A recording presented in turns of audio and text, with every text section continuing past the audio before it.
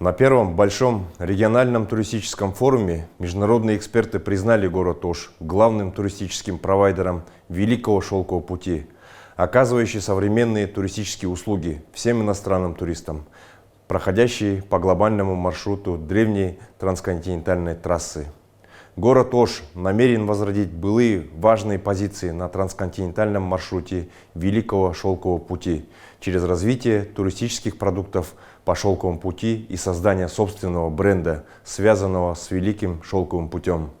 Собственный турпродукт и туристический бренд города привлечет сотни тысяч туристов в город Ош, благодаря чему город возродит свое былое величие и даст мощный толчок к развитию малого и среднего бизнеса не только региона, но и всей страны.